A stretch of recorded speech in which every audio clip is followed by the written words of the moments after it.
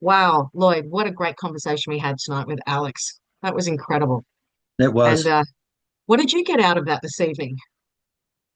Well, what I got out of it was that the odds are against the people in trying to save a gem and a jewel, in fact, in our own city of biodiversity, 18-hole golf course, 106 acres of lands preserved. And the fact that it just seems like the developers potentially have the ability to change the whole landscape by parceling off part of the golf course and putting an industrial complex on it and changing the whole dynamic of the area. And even further to that is that it's just got out of hand with respect to city council these days because they can basically do all these developments. The public doesn't really have much of a say anymore because of Bill 44. And this is really going to be an example of how the public has to stand up and say, we want accountability from our politicians.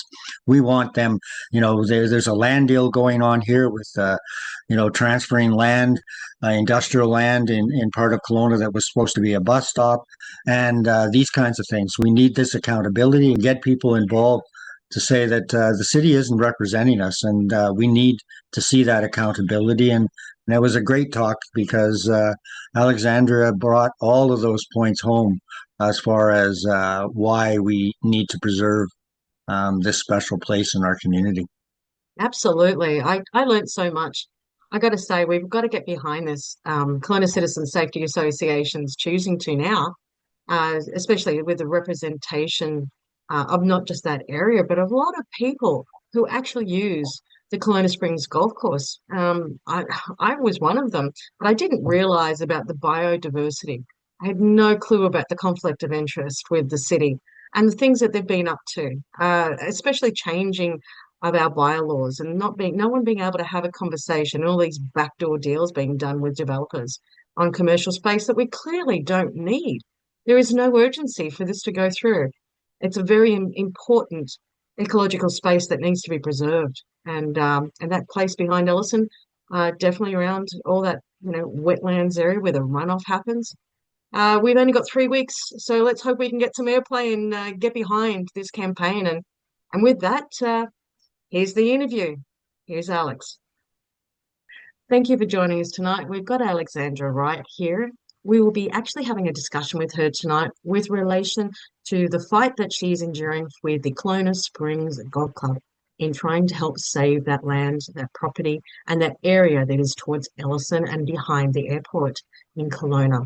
So, welcome, Alex, and come on in and tell us a little bit about what's going on and what's happening. And apparently, there's a public hearing on the 10th of March that we Yes, now know that we need to try and get some people behind this. absolutely. So I'm sure a lot of people know Kelowna Springs Golf Course. It is 106 acres. It's a walkable 18-hole course. It's one of Kelowna's most affordable courses. Back in 2022, it was rezoned from, future designation in the OCP as future industrial land. The city councilors apparently approved this amendment to the OCP without realizing that they were changing the land designation of Kelowna Springs. So as soon as everybody realized what happened, there was a public outcry for a couple of different reasons. One is that Kelowna Springs Golf Course is on a floodplain, and it's got a bunch of ponds that feed into Mill Creek, which of course feeds into Okanagan Lake and, gives us drinking water. So a lot of people were very concerned right off the hop that this is not a suitable place for industrialization because, you're basically in swampland is where you're at. A lot of us got together in 2022 and we, sought help from the community. We engaged people and we managed to go to a public hearing in 2023. And we won that public hearing. As you'll recall, Mayor Tom Dyas actually platformed on saving the entire golf course back in 2022. Unfortunately, he forgot that promise pretty quickly after he got elected, which is why we're here now. What happened in 2023 was at the end of the hearing, city councilors left the door open for the developer to come back and do an alternate presentation on another kind of development, and that is what they've done. So if you've been watching the news in the last little while, you noticed in November that the city announced a land trade that they were going to give 9 acres of prime industrial land on the highway over to Density Corporation. In return, Density Corporation was going to give them 60 acres to have a 9-hole golf course. Unfortunately, that trade was announced as kind of a done deal. So at that point, I think a lot of people thought, well, the fight is over. There's no point in fighting anymore. But it's not a done deal. Obviously, they need to approve this swap at the public hearing that's coming up. But the bigger problem is nobody knows really what that swap is about. The city councilors they don't even know, I don't think, the land values of each of these, 2 properties that are being traded.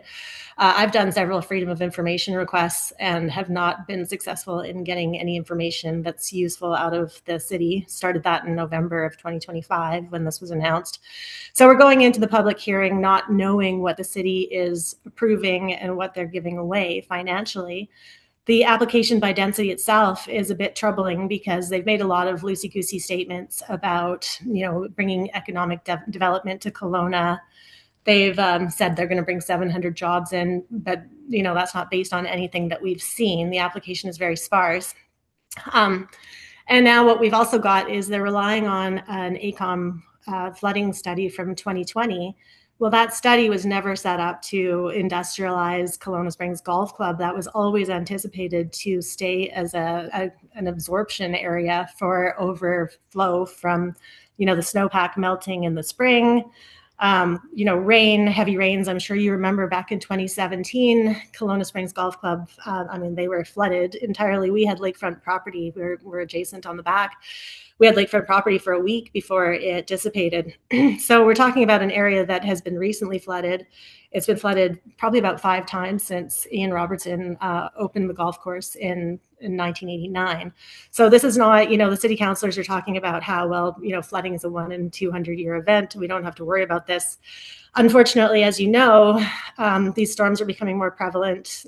They're changing the flood mapping constantly. So this is not really a fair assessment of, we're not going to be waiting 200 years for another big flood event in Kelowna for sure. So that's kind of where we are now. First reading was back in a couple weeks ago, I guess. And 2 of the city councilors voted against passing it over to a public hearing, basically because they just don't have enough information. And the public has already seen this once, and the public was very clear that we did not want this development. And 2 years later, we're looking at even less reasons to develop this area. We've got a 30 to 50 year glut of industrial lands. And this is from an RDCO study. This isn't a private study. So we already know we have way too many industrial lands. We don't need any more. And if we did need more, do we need to build on a floodplain? We haven't got any hydrology analysis, no geology analysis, no environmental analysis, no protected species analysis. We know that there's protected species. We know that there's barn owls living around here. We know that there's protected frogs. There's all sorts of things. So it's really a question of why is City Council pushing so hard for this area to be approved as industrial when there's no need for it right now? And it almost feels like they're just pushing it as fast as they can. So basically what I'm doing right now, and a lot of people are just bringing awareness. There's a couple of troubling things there's a lot of troubling things with our current city council, of course. One thing is that half of the city councilors are also on the RDCO board. So they're supposed to be, wearing 2 hats with this issue and looking at the flooding of RDCO farmlands. They're supposed to be looking at all of that industrialization and how that's going to affect, outside of the city limits, but they haven't even responded to any of my emails. I've asked them to, and nobody will get back to the citizens of Kelowna. As you know, I'm sure you've sent lots of emails and gotten limited responses as well. So it's very frustrating. Attest to that. Well, and I know a lot of people, so at the last hearing, Ron Cannon brought up the point that there's a lobbyist registry, and Gary Foley, the president of Density Corporation, was not listed on the lobbyist registry, even though he had met with Mr. Cannon in January. So, miraculously afterwards, the lobbyist registry was updated. Mr. Foley, his brother, his co-worker, and I think another development, person from Density have all met with City Council. However, if you ask to go and talk to City Council as somebody directly affected by the situation, they say, no, you get your 5 minutes of the public hearing. So, the developers had basically 4 years now to talk City Council's ear off. and make whatever deals are going on behind the scenes. And unfortunately, the public are not getting that same respect. After the hearing in 2023, Density then doubled down and bought another 60 acres of ALR land on Old Vernon Road. Why would you buy 60 acres of ALR land? It makes no sense. Well, it does make sense because now we've just discovered that Density has a road application to the ALC. They want to put a commercial road that's going to take up 7.4 acres of this 60-acre parcel of land. And they want to have commercial trucks going through farmland. I mean, if any developer could come along and buy farmland and then build a commercial road, it kind of makes the ALC a joke, right? We talk so big about saving farmers, no food. But as soon as an economic deal comes along that the city wants to approve, it feels like that just goes out the window. And we don't care about farmers. We don't care about climate change. We don't care about the environment. We just care about appeasing developers in this town, which is getting very frustrating, I think, to people like you and me, right? Totally. Yeah, very concerning. Yeah. So yes, as you pointed out, there's a hearing on March 10th. I've just been told tonight that they've changed the time. So it starts at 3 o'clock in the afternoon at City Hall. We are going to have a rally at 2 o'clock at City Hall. So please come down early. Bring your friends, bring your coworkers. We need to have a huge outpouring of support, and we need to show City Council that they can try to back end these deals. They can try to sweep them under the rug, but we're watching very closely, and this is going to be a massive election issue. So, yeah, that's where we're at. Is there a base value for like the 9 acres of industrial land? There must be like some value that. Well, ChatGPT tells me it could be anywhere from 18 to 30 million. But we don't know anything because that's part of the land that the city purchased. I'm not exactly sure how they acquired the lands, but that was for the bus depot. You know how they're building that new bus depot also on, land right by a pond and a creek, but whatever, like putting that aside. So we don't know, is the city bringing the infrastructure up to, the road? Who's paying for the sidewalks? What's the purpose of this 9 acres? Is Density going to build something? I mean, what are they building there? And why did the city have 9 acres to give away when that was supposed to be a bus depot? So did they acquire land that they didn't need? We don't, so we haven't gotten any land valuing for that. I've done the freedom of information. As I said, I asked them very specifically, I need all the acquisitions, all the purchase documents, whatever you have that shows what you acquired it for. And they have not been able to provide that to me. On the back end, they also haven't provided to anybody the value of a 60-acre 9-hole golf course that may get flooded on a regular basis. The other problem is that it looks like from the development plans, the developer is going to come along and subdivide and flip those little 3-acre parcels or whatever they are. But the developer is not going to be responsible for the storm detention ponds or the underlying waterways. So it appears that the developer is getting a pretty sweet deal where he gets to develop, flip, and leave. And the city, which means you and I, are going to be paying for any long-term flooding problems, any upgrades to Mill Creek, any of those sorts of things, because we know there are going to be upgrades that are needed in order to capture all this water. You can't just pave 46 acres of floodplain and not expect the water to go somewhere else. Ian Robertson, the owner of the golf course, specifically excluded it from the ALR to turn it into private recreational as a golf course. Right. So this is the next question. Is this just the end round? Can anybody go buy some ALR land, turn it into recreation, and then, 40 years later, make it industrial? Because again, we're just skirting the ALC rules, which are supposed to be so tight. And then of course, how did City Council approve an OCP amendment? That's what I'm thinking. Your guess is happen? as good as mine. Somebody was maybe not telling the whole truth, right? Right. Yeah. And that's being generous, I think. City staff knew what was going on, and there was a disconnect or a miscommunication or lack of communication between city staff and city councilors.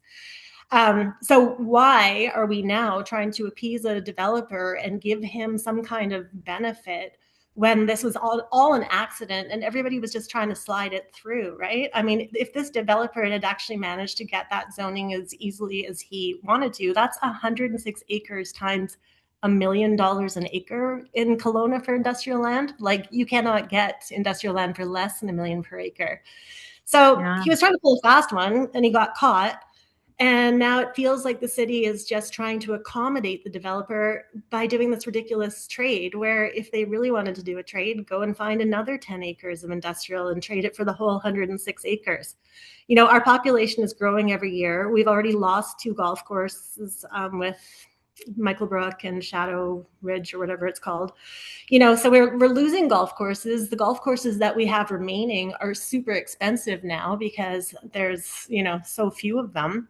So we're losing the recreational feel of this town. And again, we're putting up more boxes and more industrial areas. Well, you know, industrial areas are not going to grow this city in a positive way, right? Like, how many workers do you need in a warehouse? A few, Hmm. right? Not giving jobs to the masses. You're not bringing construction jobs to the masses because these are all those, you know, precast forms that go up in a couple of weeks. So there's no economic There's no benefit. real economic value. Yeah. No. And then we're looking like we haven't done a traffic analysis. What's Yeah. going to happen to Rutland Road? What's going to happen to the highway? How are these vehicles going to get in and out?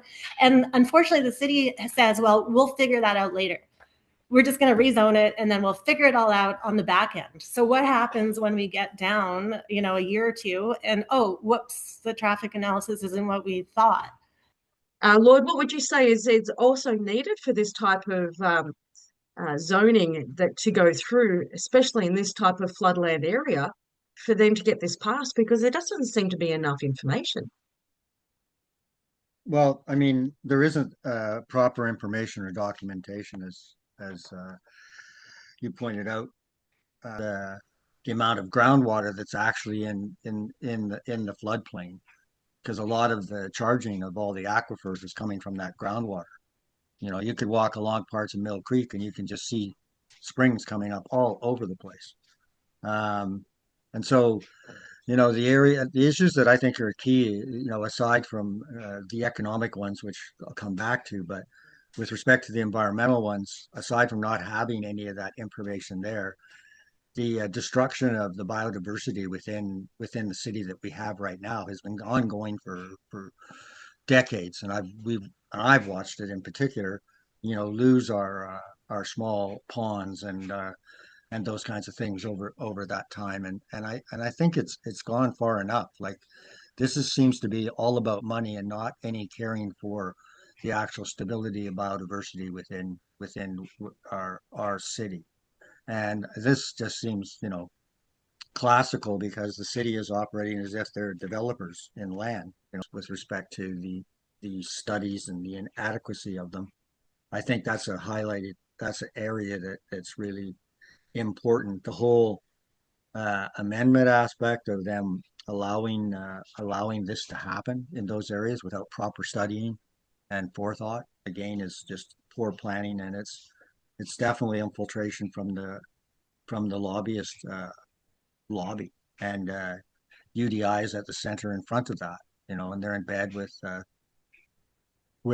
developer, and you know, and they're you know, they're behind all of that kind of stuff. So I think that all as well, the the city um, is doing this so that they get the golf course, because the golf course is owned by the developer, and they get the half of the golf course, and the other half is going to this development, which, if it sits on a floodplain, will cause a lot of different types of hydrological imbalances, and that on a floodplain that relates to the water balance.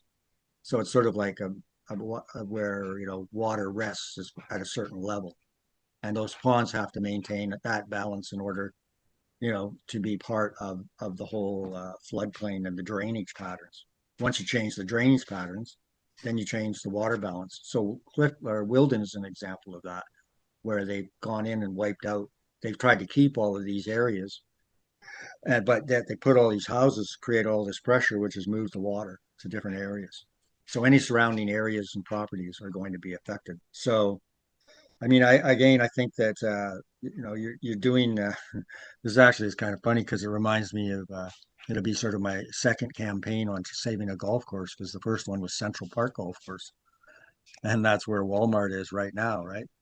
And that had been in the community for decades, and we actually stopped that from happening for probably almost 10 years.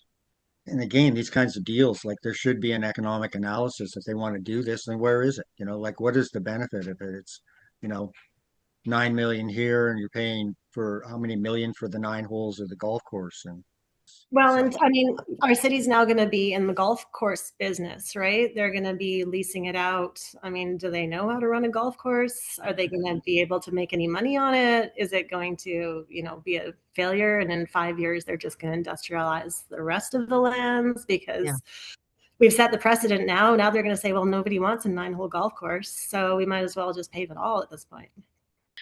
It's funny, right? Because Density Corporation, who's a Vancouver corporation, they're members of the Chamber of Commerce, and the Chamber of Commerce is going to be speaking on March 10th, saying that they support this, even though they have a climate change initiative and a policy, and they talk about the importance of wetlands and making sure that, cities grow responsibly and make sure that their environment is protected. But that doesn't stop them. Tom Dyas's company, obviously, is part of the Chamber of Commerce too. Density's lender, Valley First, is also part of the Chamber of Commerce, I believe. So it's a big club. And as George Carlin once said, you in it. Yeah, that's exactly right. You ain't in it. Right? This has been happening over the past few years. They've been going for nice lunches. They've been talking about nice cocktails after work. And of course, the lobbyist registry is a joke. Mr. Tyus's other promise for transparency means absolutely nothing unless you think that there were only 14 lobbyists in Kelowna last year. Yeah, I'm sure there was a lot more than that. So somebody's not being honest and transparent. We know that Kelowna City Council signed on to the climate agenda, and they did that in 2024, I believe, from memory. Um, that was just over 2 years ago when that decision was made. And although that they are ringing a lot of alarm bells and saying that we need to do this for climate, we need to do that for climate, we're actually still in a climate state of emergency, if you can believe that. Um, how is it that this is not considered an environmental disaster with the considerations of putting it into commercial property use? Would you like to help explain this, Lloyd, with what's going on with the climate action, the city, and how would they avoid in any responsibility in looking at this at a climate perspective lens when they've signed onto the agenda? the climate change stuff is a hoax. I mean, I was an environmentalist activist for 25 years. I fought against that particular thing. None of the scientists at the time even agreed that that was in fact happening. All the predictions they made through all the decades that I was an activist would never happened. Ozone depletion, flooding, whatever. It's just on and on. Anyway, that's not really what's at issue here. What's at issue is the biodiversity. And what you're all to do with the climate change things. They can do all this climate stuff and their climate, they call it climate resilience and all this kind of stuff. That's just wasting taxpayers' money instead of investigating what is actually the benefit of all those types of policies. But what this is actually the destruction of biodiversity within our community and nothing happening with respect to how we can stop it, because basically any development they want to do in Kelowna, they just amend the OCP, then you wouldn't have a hearing. We actually get to have a hearing on this particular issue. So it's not a climate change issue to me. It's a one of confused economics as to what's the best benefit for the city, for the residents of the city. And it's about, do we want to start converting land like this to industrial land when there's a glut of industrial land in the city? And do we want that to spread? Do we want to change the hydrological balance of a sensitive area? Again, all these factors make absolutely no sense whatsoever, and council has to start sitting back and thinking, if they're being controlled by the province to do all this kind of stuff, they better start to stick to their oath, which they actually swore an oath to the people that they would act with integrity and act in the best interests of the community. And this is not doing that at all. All they're doing is just basically pandering to the developers, saying, yes, come on, come in, let's do this. We'll destroy this biodiversity. So what? It's just going to open it up for more and more development. And I think enough is enough. Well, no, there's no conversation, all this stuff. I mean, they weren't, I don't even know if they consulted city council on buying the $30 million.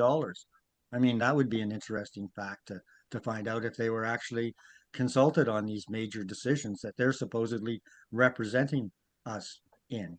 Yeah. You know, And there's nothing stopping the city from expropriating the lands and taking them at their fair market value, which, I mean, BC assessment says that this 106 acres is worth $5.3 million, which, sounds like a pretty good deal for the city, right?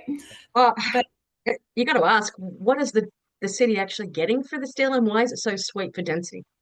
I mean, there's so many questions that are left open here that nothing makes sense. no, but to your point, that's exactly how it's been the whole way along. Like, this was the first time too, right? Right from the OCP amendment, which didn't make any sense. Like, why would you take lands that were ALR and made recreational for a very specific purpose? Why would you suddenly decide, yeah, we're going to industrialize them, especially given their history of flooding, given their history, and their proximity to Mill Creek, the fact that, to Lloyd's point, soil compression in the area. You don't know when you pave something where that water is going to bubble up, but it's coming somewhere, right? Is it my property? Is it my neighbor's property?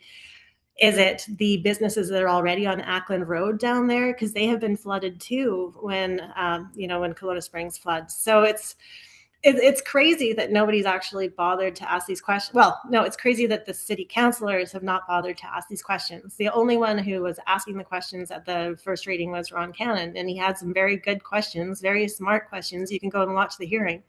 And city staff had one answer: we'll figure it out later. We'll figure it out later. We don't have to do this yet. Well, how do you know if it's a good idea to industrialize 60 acres of floodplain unless you have a sense of what the implications are going to be from that? Yeah, it doesn't seem like there's been any real study, really any good understanding of this property, this area. No. It seems like something that they thought they could get some chump change out of for something that was useless to them. That's Yeah, how it feels. totally. And now they're surprised that people are reacting, but they still think they can shove it through and that we'll forget about it. So Work also said previously, not in this conversation, but another that I heard, that we already have access lands, and this we have excess commercial development land. Was that like in the vicinity of what numbers did you mention? 30 to 50 years worth we have. Wow. I can't even remember. We have like thousands of acres of industrial lands, and you can see it if you drive around Kelowna anyway, right? I mean, there's so many properties for sale in the Glenmore area, so many in the Reed's Corner area. We are not short. And we just had another project obviously approved in Lake Country, the Lake Country Industrial Park. That is not even in that factoring of 30 to 50 years. So, I mean, we have so much industrial land right now. There's no hurry. And I think that was Ron Cannon's point at the last hearing too. Like, why are we pushing this through? We have all the time in the world to make sure that this is the right decision for the community. But instead, I don't know what it is. They seem to, like, the developer only opened up 9 holes last year. Well, why? You could have opened up the 18 and made more money, but they didn't because they were trying to, twist somebody's arm into being manipulated, right? So again, and the city's just biting right in and saying, well, we have to do this because 9 holes is better than nothing.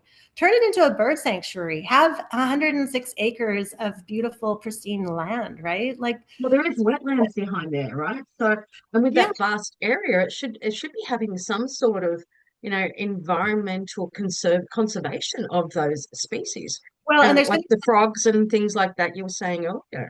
No, there was so we had a meeting last weekend, and there was a lovely UBCO student who wants to be an urban planner. So, and he's an environmentalist birder. He was telling me all about the cool birds that we have around here. There's federally protected barn owls that are nesting right around these properties. He pointed out the baby bald eagle that we had in our tree that we didn't know was a baby bald eagle. Right? But there's so many things. There's protected frogs, all sorts of things. And again, we're just we're just going to pretend that that's not a thing and just Yeah. rubber stamp some applications so that we can have progress. Yeah. I can Can only we say get from a a citizen's point of view and a golfer, that Kelowna Springs Golf Club, even under heavy rain, it was like sponge. You'd walk and it would be just sitting on top. It didn't have to flood. It was a lot of areas that you had to walk around because the water would just sit there for ages and Well, it it is wouldn't subside. totally. And it's got these 600, more than 600 mature trees that you don't have to water because they're getting all of the groundwater naturally. And so we're going to cut down a whole bunch of beautiful mature trees. Our city that cares so much about the climate, climate change and oxygen and heat domes and everything. We're going to get rid of all those.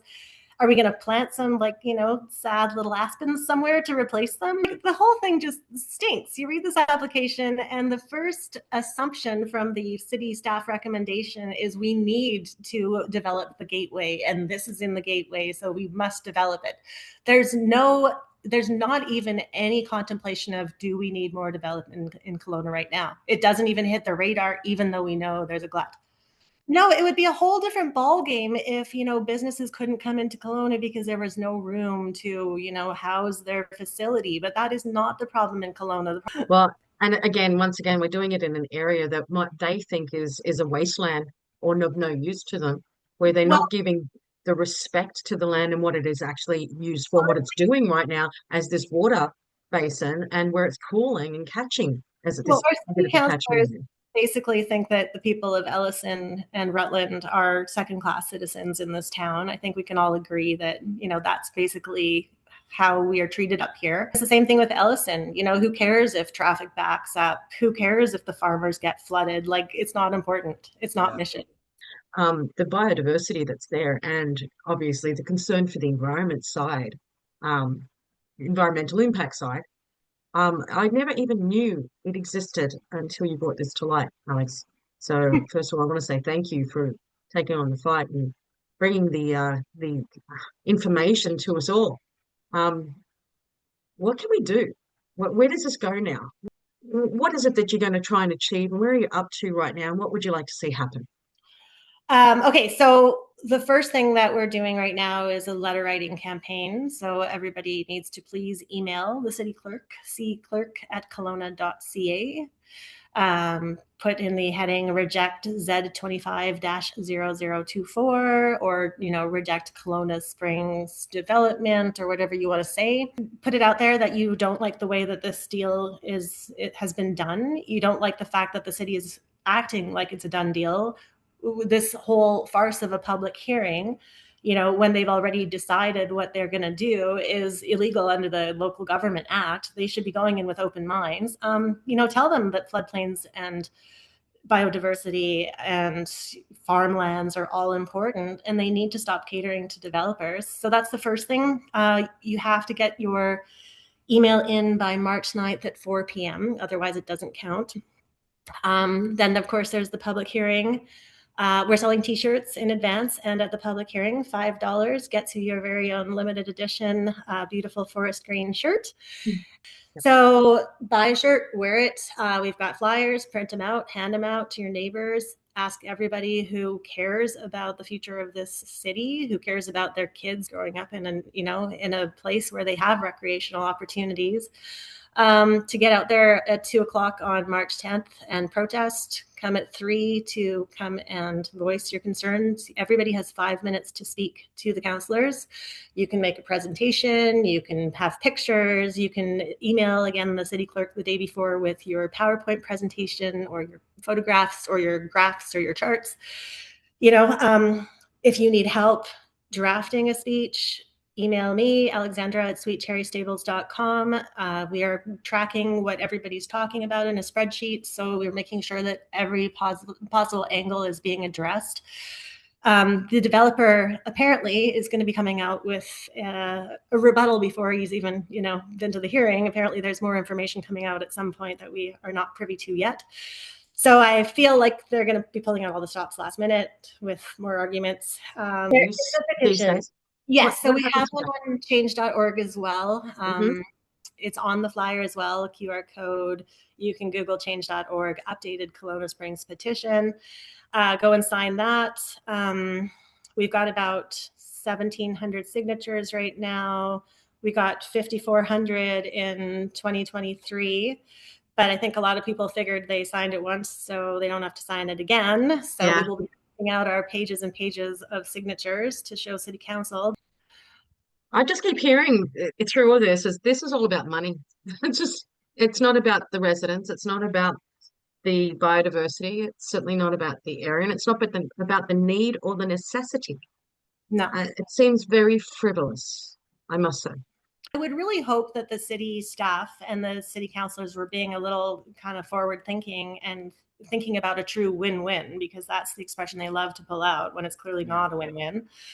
What's a win-win look like? It looks like the city acquiring that 106 acres for a reasonable amount, i.e. maybe not the amount that density paid, because they got snowed and they bought Florida swampland. And I don't think anybody should be bailing out a sophisticated developer who didn't do their homework and figure out that they were buying a floodplain, right? Mm-hmm. So if we win, I think City Council needs to, buy the property and turn it into a public golf course.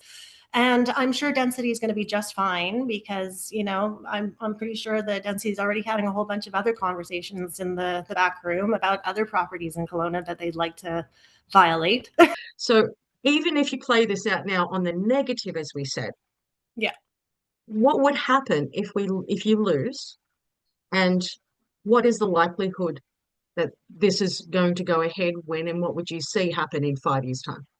Well, I think my real concern too is if it gets approved and it goes forward, density is going to have a hard time finding purchasers potentially, right? I mean, we've got a lot of parcels of land to subdivide and sell in a time when, commercial or industrial land is really not going very quickly, right? So assuming you get somebody who wants to buy in the floodplain, are they going to flip before they even build? Are they going to build and then sell these, box facilities? Kind of situation where density, sells some of the lands, develops some, and then potentially just kind of leaves the rest to rot. Now we've got people dumping all sorts of debris, garbage, waste right next to Mill Creek. I don't know how you protect Mill Creek in that situation if you're a commercial operator and blatantly violating the Environmental Management Act. You have a decade or two before they even say anything to you. So this is the concern, is that once this goes forward, we don't have any mechanisms in place because our city does not actually enforce the regulations. And that's the concern with density then applying for permits and whatever else. Are they really going to have all the right traffic analysis, environmental assessments? Are they going to go and count birds and make sure that there's no protected species? Or are they just going to, get that one approved too? And Lloyd, what would you think would happen with the Emergency Use Act here with regards to like flooding and things like that? If density come in and build this housing, what happened, or not housing, commercial established development, what do you think is going to happen with things like insurance? And how does this get covered? Who pays? Well, I mean, I don't think, nobody, the people that get impacted pay for it. The insurance company, probably doesn't cover for water insurance. If it does, you're going to pay a hell of a lot of money. They're not maintaining flooding insurance in this environments like around here with our neighbors. So I'm assuming that they've done that because they've done the flood analysis and they're ahead of the city councilors in their analysis. Gotcha. So having a phone call campaign on this as well would be just as effective, you feel? I think it'd be one of the best. Yeah, I think that calling the councilors is really important.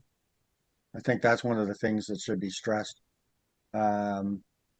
because these councilors are not getting enough phone calls. I think that I'm going to be making the recommendation that the city actually apply to be on the lobbyist registry. Because, that is priceless. Well, good news though, you don't actually get punished if you fail to register. So there is no accountability. No. Thank you, Mayor Dyas. That's all right. And on top of that, there's 1,000 conflicts of interest. So why not another one? I know we jest. But I mean, But if you don't laugh, you the cry.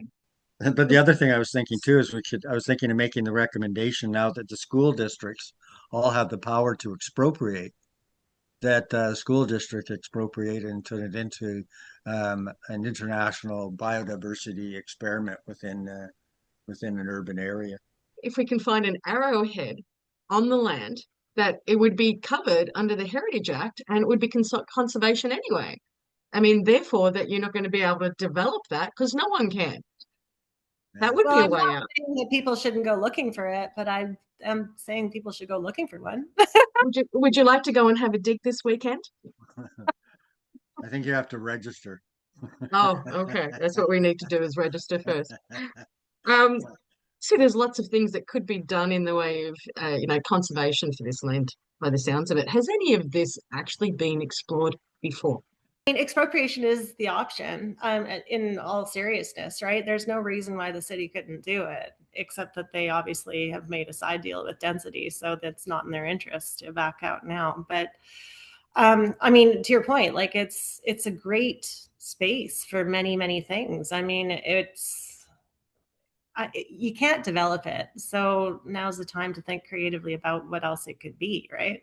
We don't know what kind of industrial businesses are going to end there. You can have mechanics, you can have whatever. So now, how do you filter out the grease and the diesel and whatever that is going into the water, which Mm, is going into Mill Creek, which is going into your drinking water, right? The city's going to have to upgrade all of those sorts of filtration systems, I'm assuming, because I mean, nobody else seems to be willing to pay for it according to, density's applications. So it's going to be us paying for this. Who's going to deal with the downstream flooding, right? Like, I mean, we're not just talking about the immediate area. We're talking about that water's going somewhere and it's going down the path of least resistance. So if you live along the creek, who's to say you're not going to get flooded in a few years, right? If you get the flooding like happened in 2017, then the amount of sedimentation and that you would be putting into Mission Creek, the fish-bearing water, Right. would be even higher, I would suspect, given that they'd have no option but to divert. Or because a lot of that street, down by Abbott Street and all that around Mill Creek, that would all flood. On Right. So Yeah. that was part of that diversion there to do that. So would think that it'd be very concerning for people in and around Ellis and anyone that's down run from Mill Creek and into Mission Creek, that if you've got a lot more of the commercial sector coming into that area, the potential for toxins getting into the waterways is huge. I can't see it not being an environmental disaster in itself.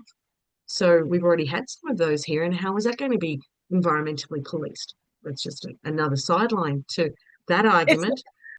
Is there possibility of this going from commercial to residential in the same light that it went from ALR to commercial zoning? Like, what stops them?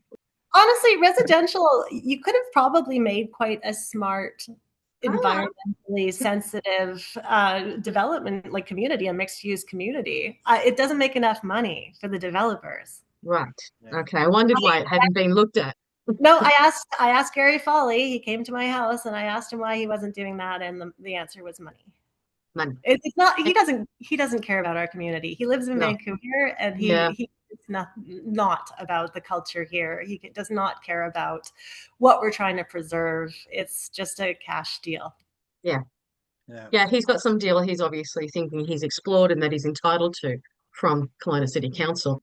It's just very frustrating because, as you know, I ran for politics not that long ago, and the reason that I was running was because I firmly believed that we need to get rid of these career politicians and we need to find people who actually take their oaths seriously and who aren't there to cut ribbons and shake hands and kiss babies, who actually are there to change and, if effect good change for the community. So it's just frustrating watching these people doing things that you and I would never do if we were on city council.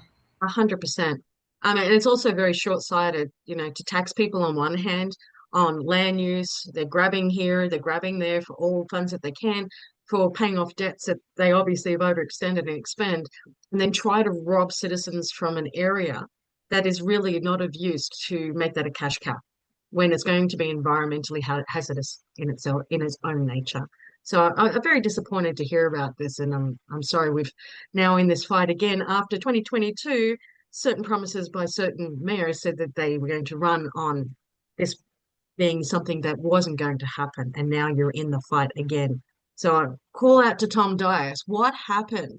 Why did you change your mind, making an election promise, and now you're pushing through with the development? Tom, please explain. We've got a Tom, please explain section coming for you next fortnight. Seriously, That's just all easy. being joking. That's easy, Tracy. It's only four Yeah, words. It's 4 words. I am money. a liar. I thought you were That's just going to all. say money, money, money, money, money. Um, Well, that too. my only question to this is like a lot of things we're finding out when citizens don't have a voice, as they don't in Bill 44, um, they don't in the development in their land, in what's happening with their neighborhood, with buildings going up, they're illegally not able to ask questions, saying in their bylaws and across all municipalities, you're not allowed to listen to what your residents are complaining about or even hearing their problems. Too bad, too sad. So when you don't have a council that's now standing up for their residents who have been bought and paid for by the funding that they've signed up for, again, due to the C40 agenda, uh, who have we got here representing us? Why are they there if they don't hear the plights of the residents? I'm going to wrap myself up there. I feel very passionate about what you've just imparted to us. So let me just ask if there's people listening to this at all and they feel impassioned to get involved. Maybe they do want to present. Maybe they can offer some of their special skills and services in a way that you can't see even right now. How and what would you like them to do? Sure. So yes, to your point, if you have a special skill set, engineering, geology, hydrology, environmental, you name it, there's so many different aspects, traffic, just you can reach out. We're on Facebook. We have a page called Save Kelowna Springs. We've got a website, Save Kelowna Springs. So just reach out in one of those places. Message me on Facebook. Send me an email, alexandra@sweetcherrystables.com. And don't worry, we will find you something to present on. If you don't know what you want to talk about, we have a list of 30 potential subjects. So don't be shy. Nice. We need everybody from finishing Yep. work to come down to the council chambers. Don't Take think that your it's going to be child out of finishing any time. school. So on the 10th, 2 o'clock, 2 o'clock. 2 o'clock, that's when the rally's happening, and 3 o'clock, in front of or being at the city council chambers downtown. Yep. Save that space, the farmland, the wetlands, and the biodiversity. It's and the golf course. There's lots of reasons why this needs to be stopped, and Yeah. we need people behind it. So please take note, and we hope to see you there. I'm sure Lloyd's going to be speaking on this. I may even be able to as well. But is there anything else you'd like to wrap up with there, Alex? No, it's as you know, I mean, you guys are so great. You've been fighting for so long now, and it's hard. It's unfathomable that we keep on having the same fight about our government listening to us and doing making responsible decisions that are going to affect all of us positively. But we're here, so we're going to keep on pushing. Exactly. And yeah, it does take a village, and we have a good shot. I think with it being an election year, we just have to really show a strong amount of force. Yeah. Well, I'm going to end on a real cheesy note. You do have a voice, so make your voice count. That was the last of my cheese factory. Please get behind this, support Alexandra, and stop what is happening at Kelowna Springs. And we appreciate your time with us. Thank you very much. And we'll call it good night for now and hope to see you there on the 10th. Yep. Bye. Good night. Thank you.